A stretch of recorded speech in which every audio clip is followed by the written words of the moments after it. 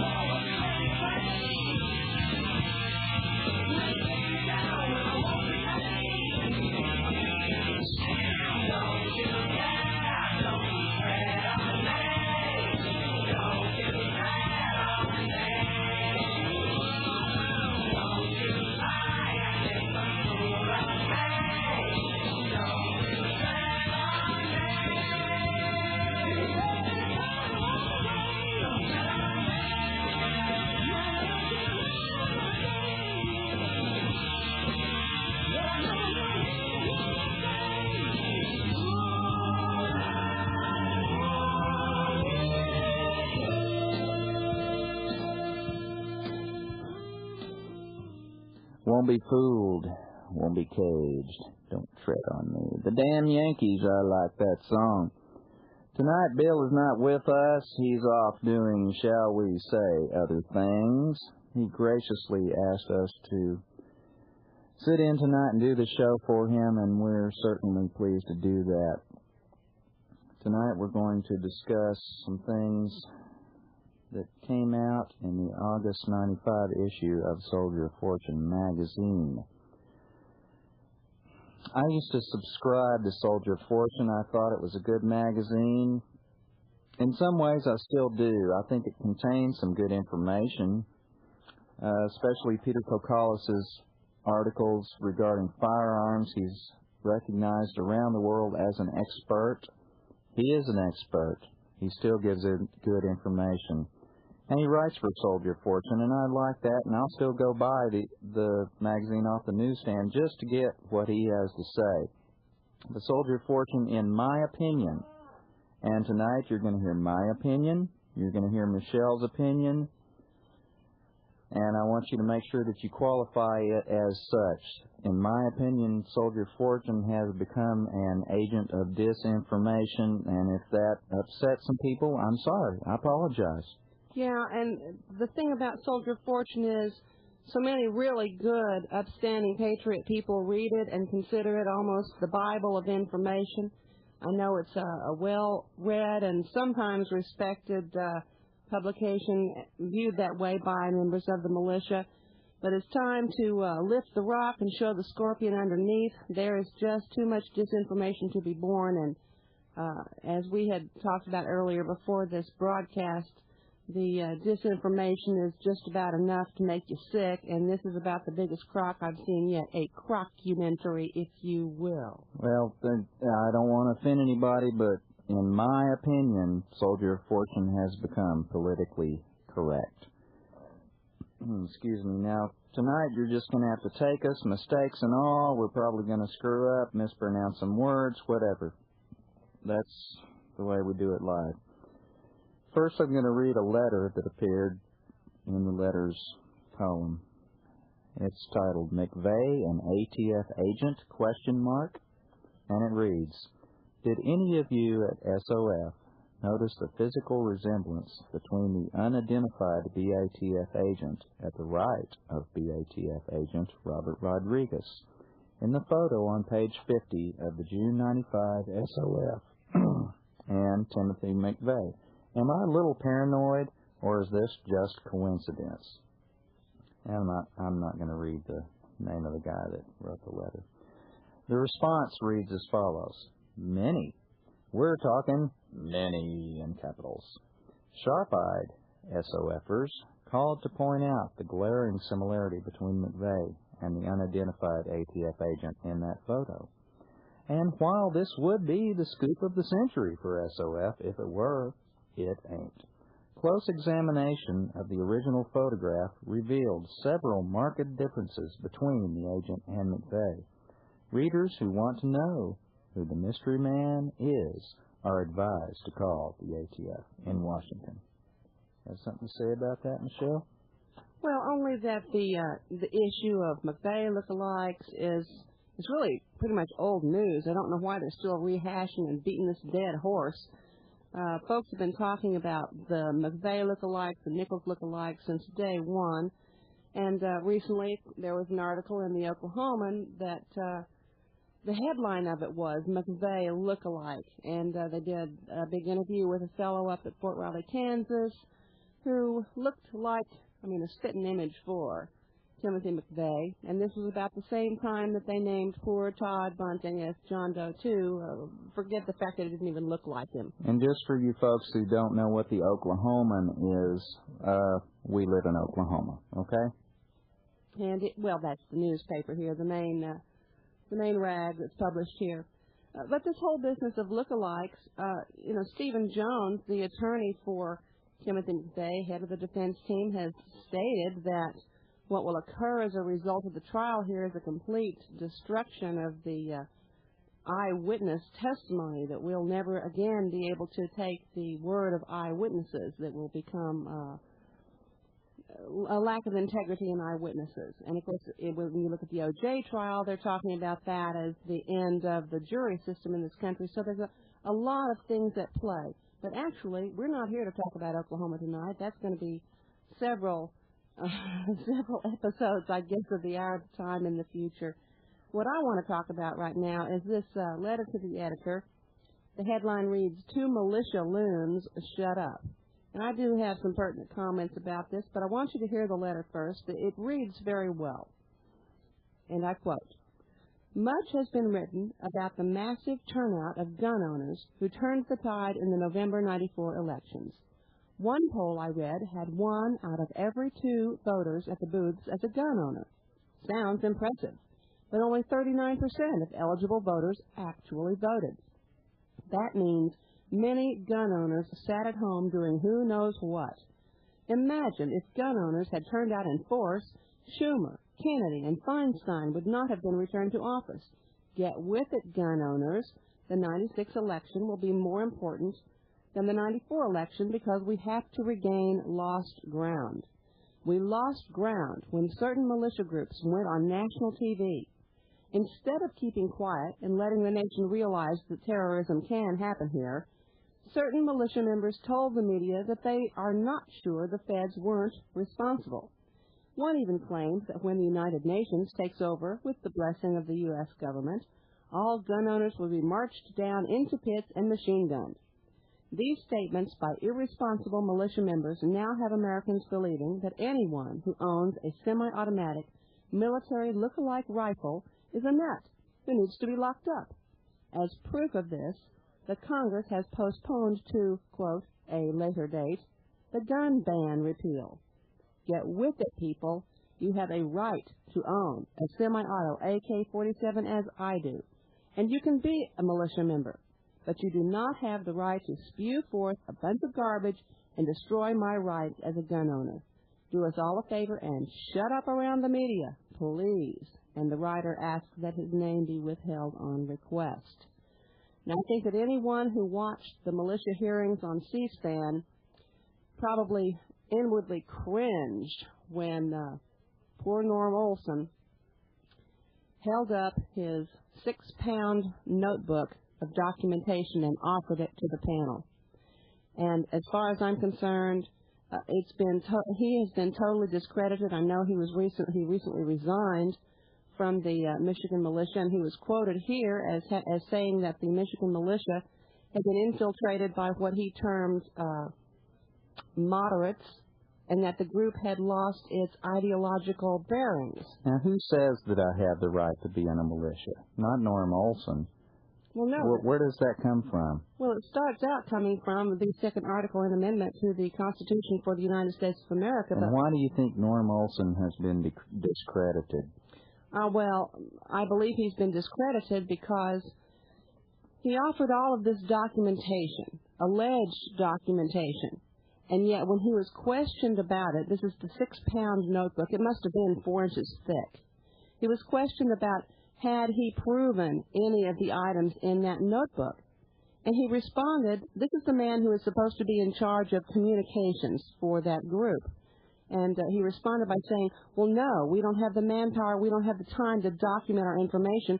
We collect it, and then we turn it over to the media. And it's the media's responsibility to document and to prove whether it's correct or not. And I ask you, has the media ever documented or proven anything? Ever? Ever? No, not ever.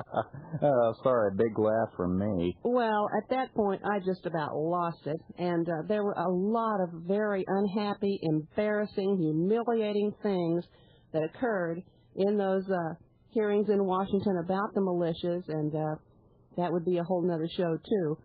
But the fact remains that it was a bad thing, in my opinion, for the militias to show up on Donahue and act the way they did and say the things they did. And Norm Olson has resigned from the Michigan militia. I guess he's going to form his own group. I understand he was the founder. The group is now under new leadership. I believe the man's name is Len Van Huysen, and he seems to be a pretty level-headed young fellow. And there are wonderful, patriotic, upstanding people in Michigan. And if more people who had leadership problems would address those problems, then the militias could again regain the respect of the people of the United States and not be laughed off the face of the earth by some of the baloney stuff that they've been spewing out. Well, bless his heart, I feel like Norm Olson is a man that has a good heart and has been led astray and messed around by a bunch of people. We need to move on to the next article that appears on page 34 of Soldier of Fortune, August 95, which is entitled, Would You Fire on U.S. Gun Owners?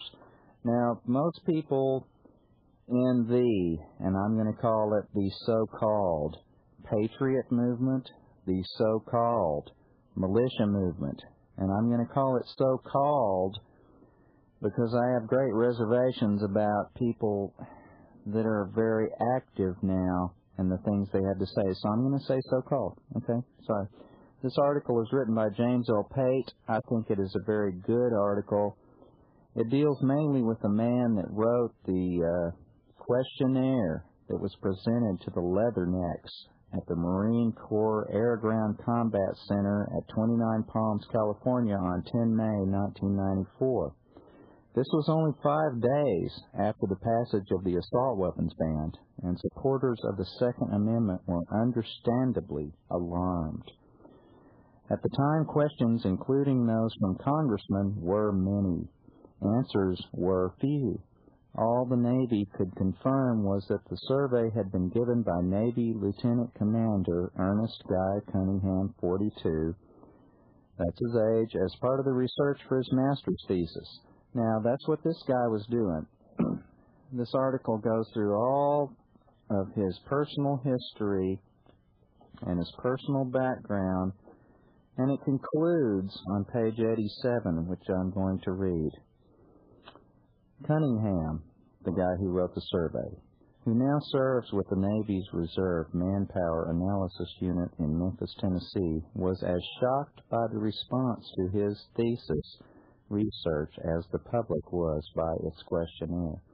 It has led to personal interviews with members of Congress, as well as dozens of requests for interviews from journalists. He believes the findings of his research will be the subject of policy debate for some time to come, and no doubt. Advance warning for the next month's story. 26.34% of the 300 Marines said they would fire on U.S. citizens, and 23.66% were willing to swear allegiance to the United Nations. So we're talking 1 out of 4 at the minimum, folks. If you got the Marines and you lined them up, every 4th man would swear his allegiance to the United Nations, and every 4th man would be willing to fire on U.S. citizens. So those are the statistics that he came up with. But there is cause for hope, Mr. Pate says at the end of his article. For those opposed to President Clinton's vision of a future in which national sovereignty is subverted in favor of a leftist UN agenda, the research suggests that the overwhelming majority of combat soldiers, if given a choice, would prefer not to perform any mission under the operational control of the United Nations. Now, notice the word prefer. It doesn't say they would refuse to serve. It doesn't say that they would challenge any order that was given to them to serve. It says that they would prefer not to perform any mission under the operational control of the United Nations, Cunningham said. Anyone that really knows me knows that I am not a neutral kind of fellow, and that I'm very strong in my convictions. If you're a believer in sovereignty of any nation, you cannot be a believer in collective security. That's a pretty good statement.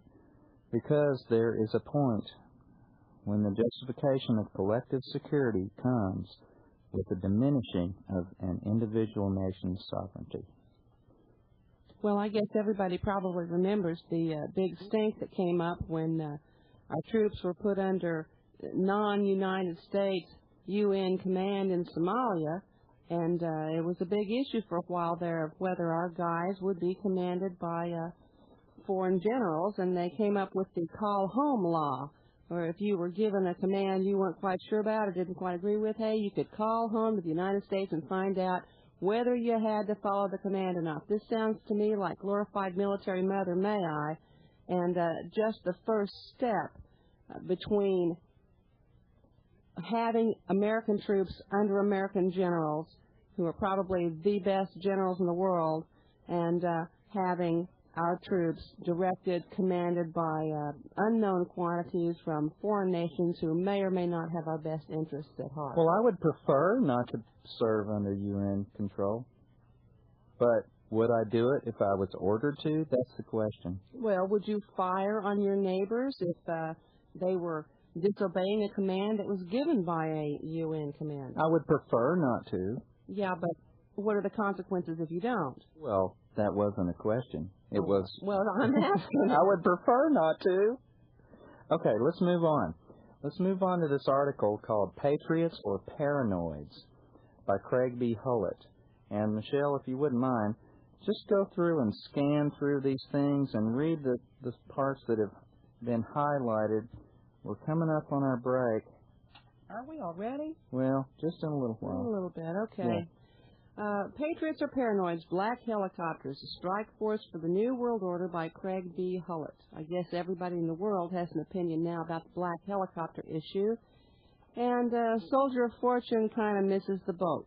But this article is a supreme example of how you take a little bit of truth, mix it in with a little bit of BS, let the article run clear to the end, and then say, hey, there's no New World Order. There's nothing to sweat. This article is classic. Classic. You need to listen to this. Well, we may not get done before the break. Yeah, go ahead and get started. Yeah, we will. Black helicopters, quote, black helicopters have come to symbolize in the minds of conspiracy theorists the New World Order's impending takeover of the United States. Conspiracy lovers will inform you that these strange sightings are from a mysterious multi-jurisdictional task force, the MJTF, part of the New World Order manned by UN stormtroopers or American soldiers under UN command and organized to hunt down good patriots bearing arms. This MJTF and other ultra-secret groups known only to the conspiracy fringe are, in their minds, highly secretive forces. The problem is that conspiracy buffs are seeing concepts as actual things.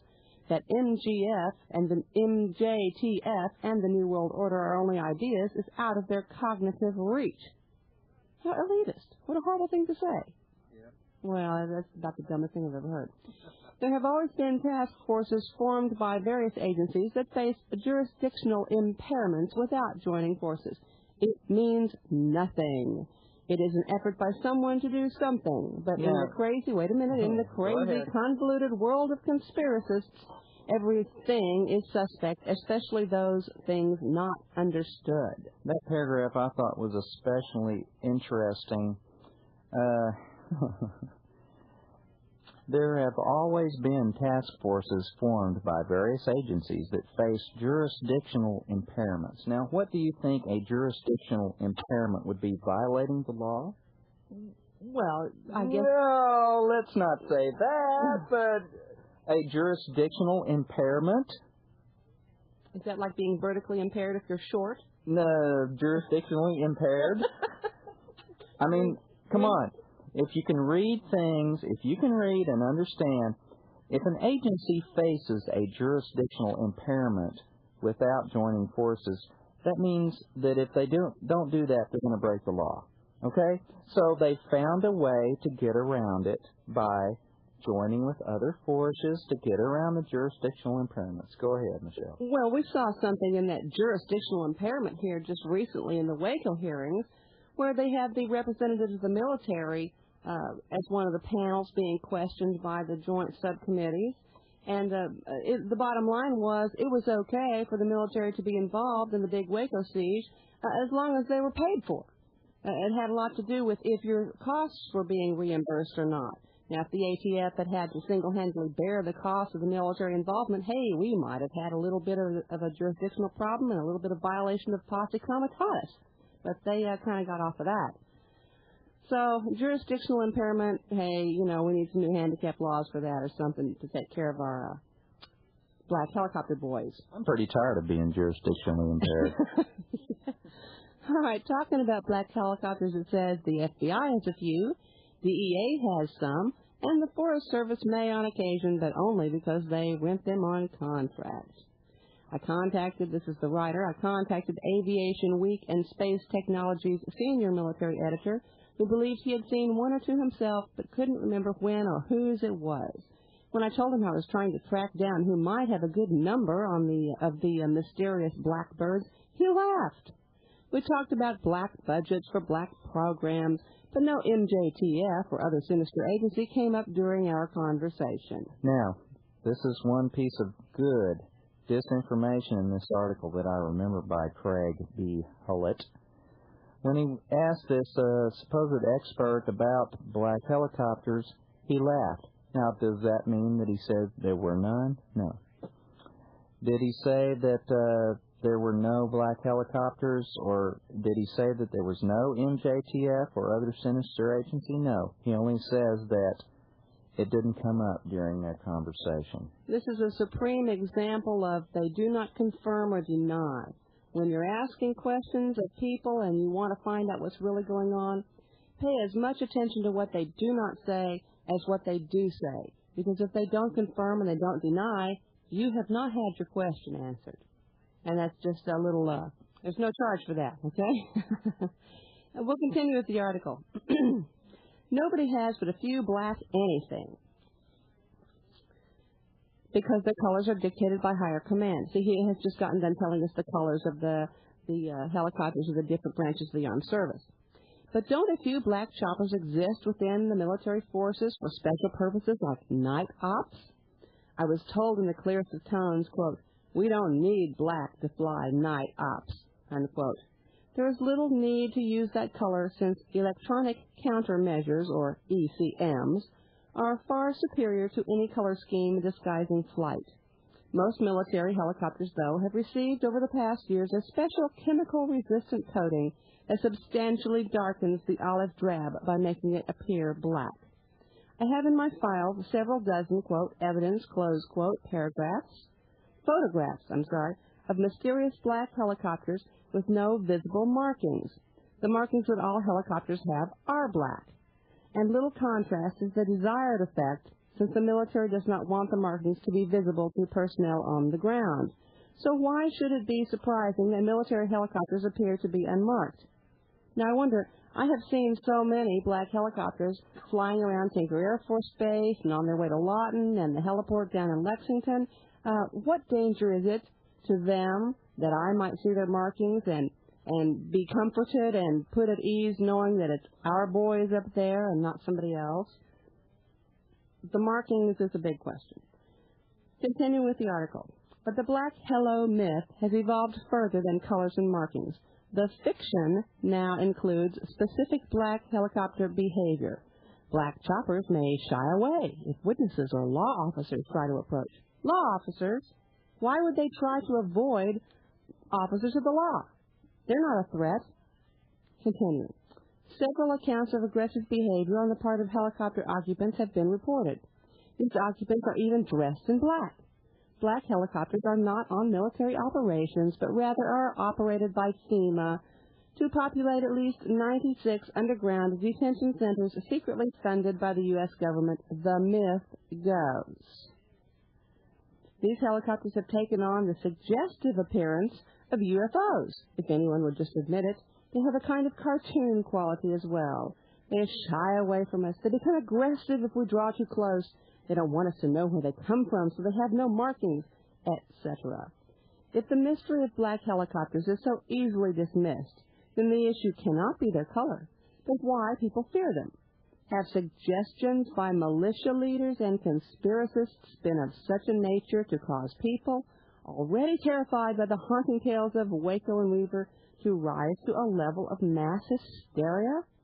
And now we enter the true disinformation section of the article.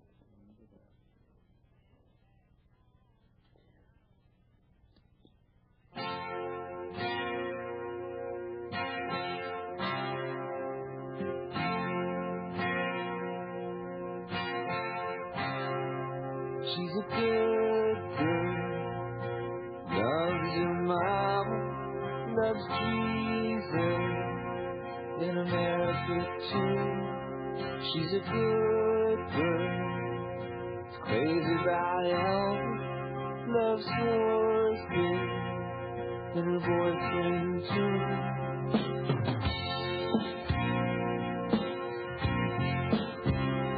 And it's a long day, living in the cedar, there's a freeway running through the yard, and I'm a bad boy, 'cause I don't even miss her. I'm a bad boy for breaking her heart. I'm free. Free falling. I'm free.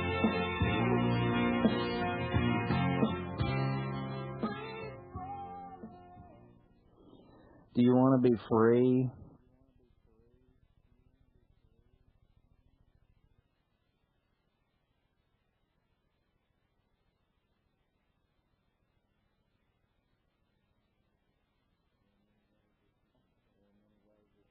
There are many ways that you can approach that subject. One of them is to call Swiss America Trading.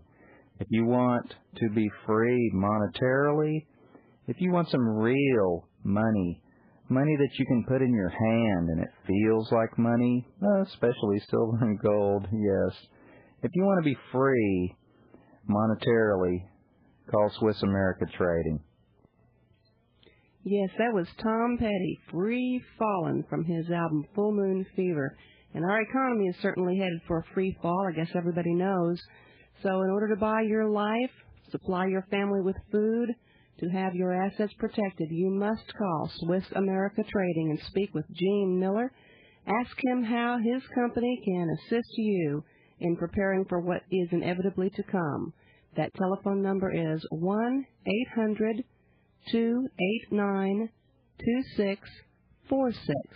That's Swiss America Trading at 1-800-289-2646. Call today. You'll be really glad you did.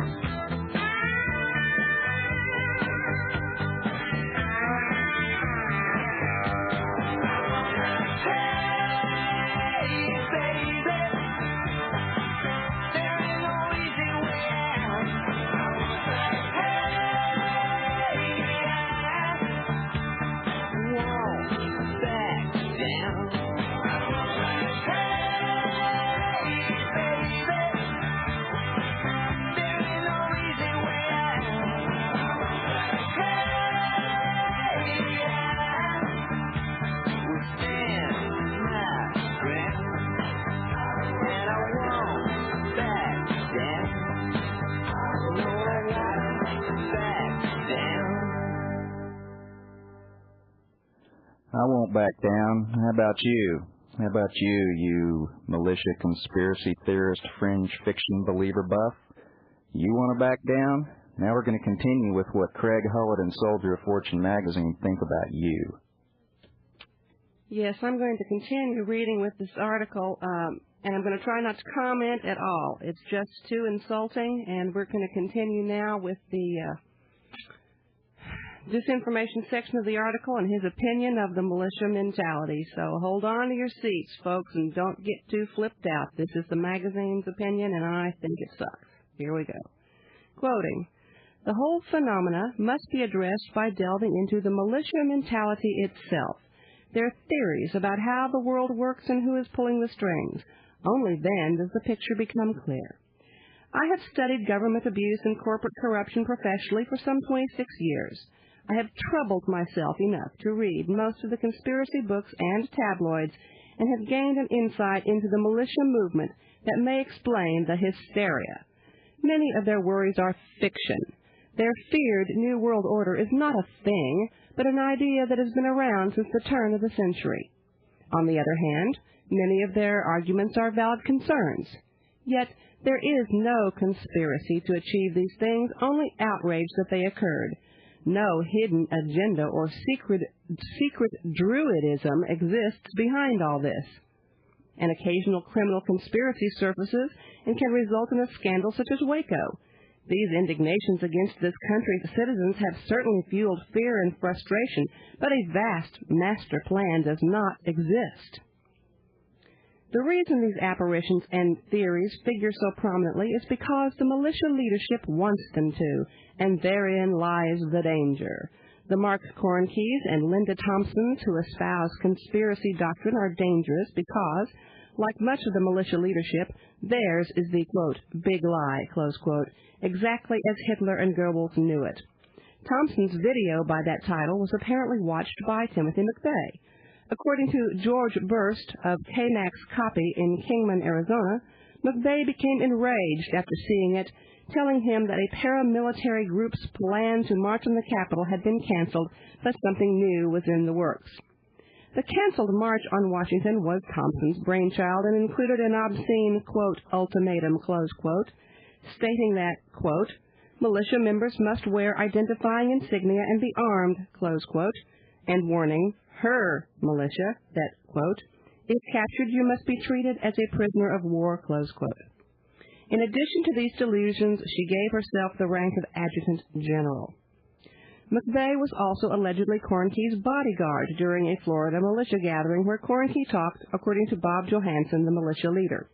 It's clear that McVeigh was completely taken in by these two clowns, and it is because of those of this ilk, not in spite of them, that this country is at risk. Let me be clear, he says. There are no black helicopters out there of the nature the militias believe there to be.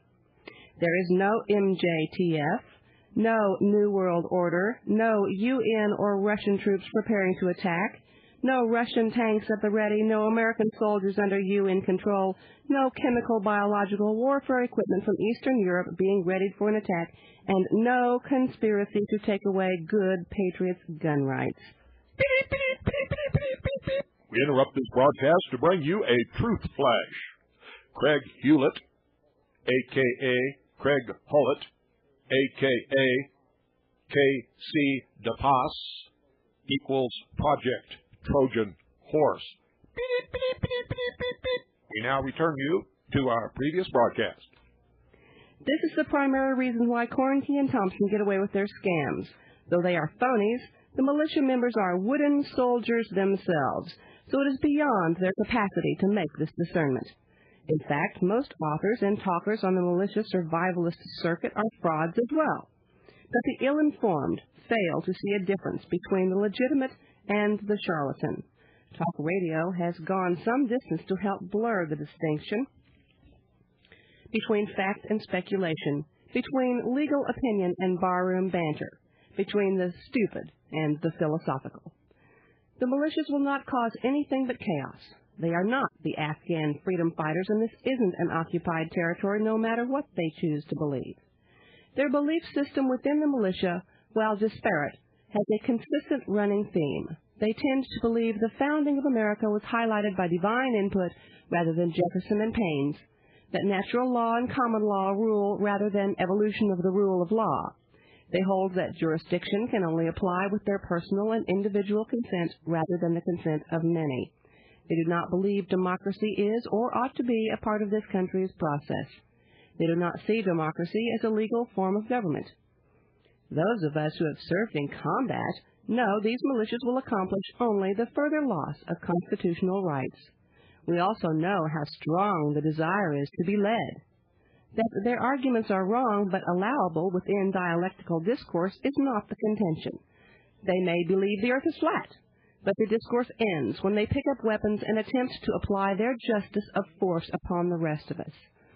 Much of the rest of us are equally as angered and frustrated by what has happened to our system of governance, but that same system provides measures by which it may be corrected. Many of us are well informed, not the ignorant masses these self-proclaimed saviors believe. I could not find one instance of educational material, documentation, or evidence that was not without the most egregious errors and outright fabrications. Our skies are full of aircraft, black and otherwise.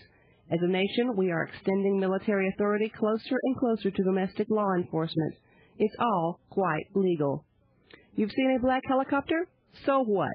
It means precisely nothing. It's only when the warped interpretations of militia conspiracists are used to put your sighting into their context that it becomes anything threatening. Fact is, there's not one shred of evidence that anything sinister is going on. End of quote. That is Craig B. Hullett's opinion in the August 95 issue of Soldier of Fortune. Well, he talks about having a real hard time finding any documentation for anything going on.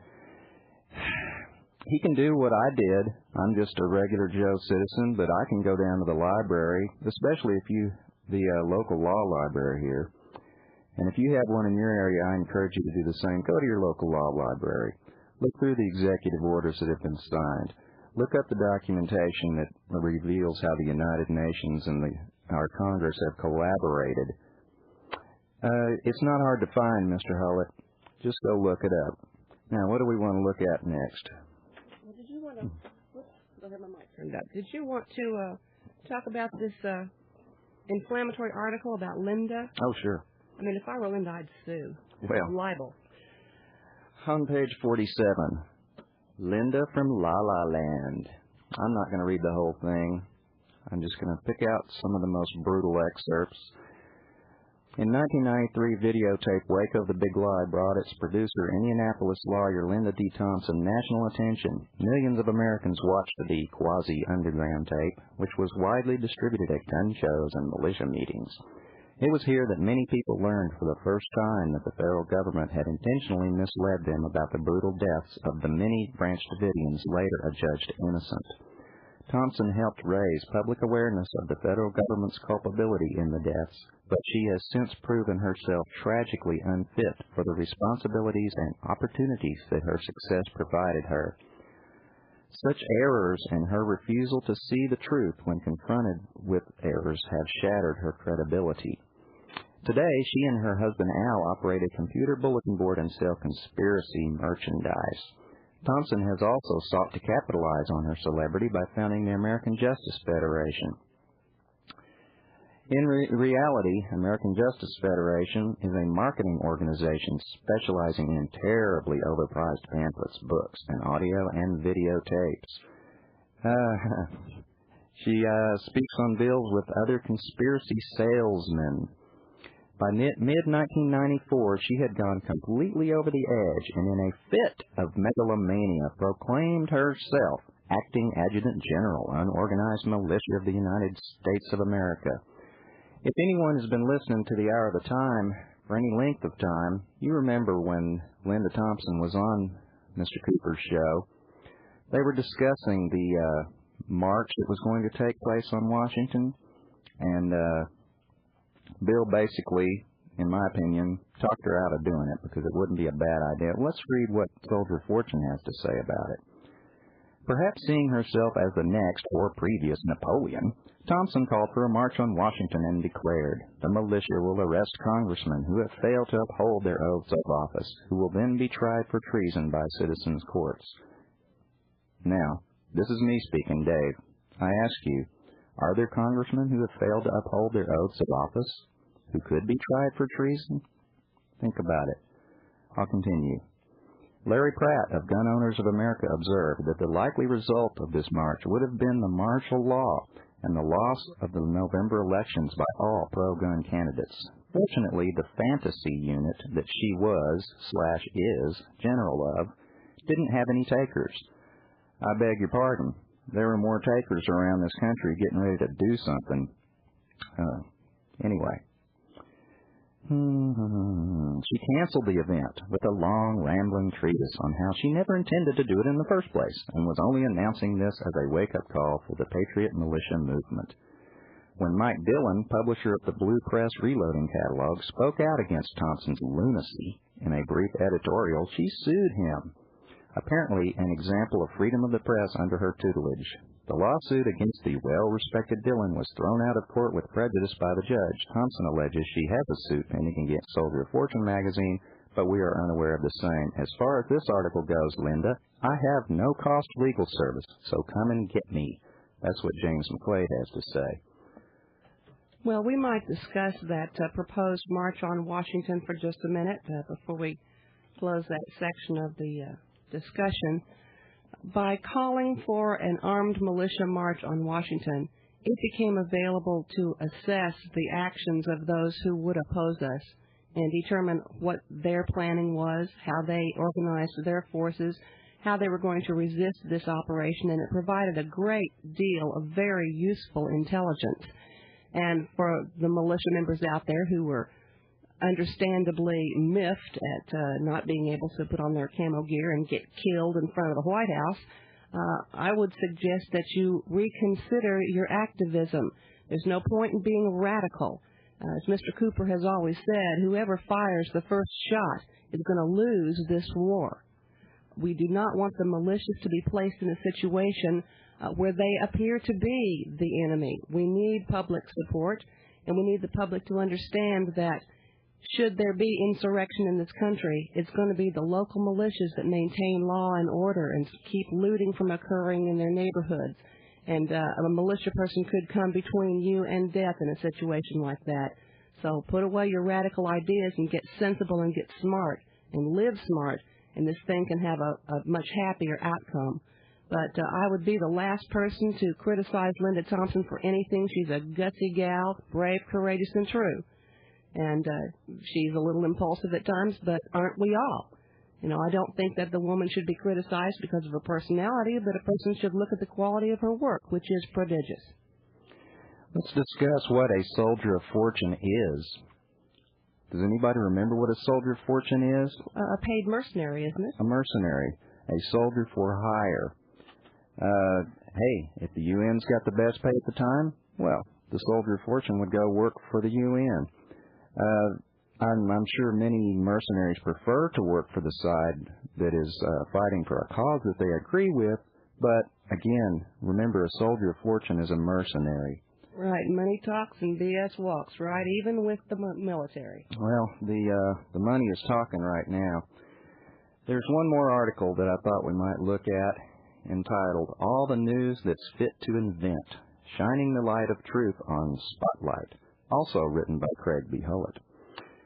And it's a very long article. See, the most clever thing about this issue of Soldier of Fortune is how they mix fact with fiction, how they take good people like, in my opinion, Linda Thompson, and just lump them all together with people like Mark Hornkey or Spotlight newspaper.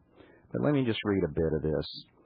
The close association among the militia movement and Spotlight is significant. Many of the militia members, and certainly its leadership, are whole-cloth believers of the misinformed writings, convoluted reasoning, and outright fabrication of facts in this little tabloid. The problem with that statement is part of it's true. So you people need to be sharp about what you're doing if you're going to involve yourself in any sort of militia. But let me continue. The written piece discusses one article that showed up in Spotlight. The written piece was headlined, Globalization of National Guards, and it focused on a program of the National Guard whereby a kind of sister city project is presently ongoing called National Guard State Partnerships in Central and Eastern Europe. The Guard of, for instance, Alabama might be partners with, for example, Romania. A rational explanation is not needed here, and space does not permit an extended analysis of such programs, as they are a normal evolution of relationships since the collapse of the Soviet Empire. They are, the National Guard of Alabama is going to be partners with Romania, and that doesn't upset Mr. Hullett. It upsets a lot of people. It was my understanding that the National Guards of the individual states are under the command of the governors of those states, and since when is the governor of any state in cahoots with a foreign government? Analyzing why Spotlight does what they do may go some distance to explain the growth of extra-constitutional militias. Even a cursory analysis of the interface between Spotlight and these militias reveals a symbiotic, synergistic relationship. When the militia winks, Spotlight nods. It is significant that many of the sources that Spotlight cites are members and leaders of the militia of Montana, or such luminaries as Mark the Janitor Cornkey, Linda Waco Thompson, and Bo Landeel Gritz, because the credibility of sources is important. To us who have studied those who have made a cottage industry of fear, considering the source might be the end of it. But we cannot assume the same analysis skills among the misled, but otherwise sincere folks that may have joined some misguided militias. In the minds of many of the folks who have joined various militias, these photos in Spotlight comprise, to their way of thinking, absolute documentation that an imminent invasion is soon to take place. Let me pause here for a second. We're going to have to get organized. Okay. While you're pausing, let me make some comments about the Spotlight. Back in the early 70s, we subscribed to the Spotlight. Back then we really didn't know any better, and we were just beginning to learn and to study and to research on our own. And it was through doing this sort of research that the history of the Spotlight came to light. And you do have to question how every anti-government publication comes under fire of the government except the Spotlight. It's allowed to publish freely. It's not harassed by the government, and it can publish and distribute more cheaply than any other anti-government publication around. It would be a good thing to recall that the Liberty Lobby, which is the parent organization of the Spotlight, has been in existence since World War II. And before it was called the Liberty Lobby, it was the American branch of the German Bund for the National Workers' Socialist Party. And, of course, that is Nazis. And so you just have to look at the history, watch how it's come down through the years, changed its code a little bit, but it's still the same critter underneath. And people would do well to walk with great care when considering the Spotlight. Amen. And does anyone ever think about the fact that Soldier Fortune often tries to portray itself as being, somewhat not part of the regular establishment media, somewhat looked down upon and oppressed by government higher-ups and by the regular news media? But does anybody think about the fact that it was Colonel David Hackworth, who has written a zillion articles for Soldier Fortune, suddenly turned up one day with a job with Newsweek, and he was the one that was allowed to interview Timothy McVeigh? Anybody think about that? I did. There are a lot of things to consider about Soldier Fortune and what it really stands for, but with regard to this particular August issue, the thing that's most disturbing to me is to read the attitude present in all of the articles by these different writers. This is not just one writer. It has appeared in virtually every article we've looked at. This very much elitist perspective that those of us who are militia or believe that there is a right to have a militia and we are understanding of the constitutions of our states, somehow we're scum and they're elitist and they're so educated and we are so ignorant and so foolish and so easily led and desiring of being led. I find this insulting in the extreme, and although the magazine, as we've said before, is revered by militia and military people, it would be a good idea to figure out just where you fit in with their perceptions of their readership. I'm insulted. How do you feel about it, Dave? Oh, I'm not too happy about it. If you would continue and read towards the end of the article, I believe we were in that section there, and just take us out with it. All right. In the minds of many of the folks who have joined various militias, these photos in Spotlight comprise, to their way of thinking, absolute documentation that an imminent invasion is soon to take place. They see Gorbachev at the Presidio of San Francisco as the lead mole of the advanced guard of Soviet sneak attacks. They view the UN role as not dissimilar. The United Nations is just a branch of communists who no longer call themselves such. The reality of the collapse of the Soviet bloc and the disarray of the Red Army does nothing to dissuade these true believers. Quote, "It's all a foil, a feint, a clever ploy by the Russians practicing their craft." Close quote. Quote, "Not a shot being fired." Close quote. Red Dawn, Rambo, and a steady diet of conspiracies mostly hatched in the minds of militia mentalities. There are many recent developments not in our national interest, such as NAFTA, GATT, the Mexican bailout, and the promotion of utopian concepts known for decades, now peddled as a new world order. These things exist, but they're just not what Spotlight describes, not even close. You can hear our guard dog barking in the background. It's okay, I believe. But he's nervous like our dog should be. Continue, please. All right, just a moment here. Any publication that would keep its readers half ignorant by telling half-truths or out-of-context factoids does a great disservice. I would have to say, physician, heal thyself, to the soldier of fortune about that comment. Continuing with the article, what is surprising is that any rational person would think that an invading army from, pick one, the United Nations, New World Order, Russia, or the Zionist occupational government would plan to do battle in North America with armor that has proved decidedly inferior to what is already here, and which would be totally without logistical support over here. When people react in fear to such interesting but innocuous events, it is because their information base is incomplete or distorted or both. If the fear is so great as to make one join an armed band when nothing serious has happened to that individual, the source of the angst is not usually just bad information. It requires belief in utter falsehoods to guarantee this level of fear. Most militia organizations are set up on a military protocol so as to have built-in deniability for its leaders. Timothy McVeigh was just one of hundreds, perhaps thousands, operating in this vacuum. The militias, none of them have the expertise to weed out sociopaths, as evidenced by the fact that some of them are now in jail with the probability of more to come. Punk killers do not a revolution make, regardless of how zealots may delude themselves. Well, now that I have found out and discovered that I am one of the ignorant masses, ill-informed, warped thinking, militia conspiracy theorist, fringe fiction believer buff, hysterical master plan, apparition-believing wooden soldier, survivalist, barroom bantering, non-combat serving, desiring to be led punk, what do I have to say about it?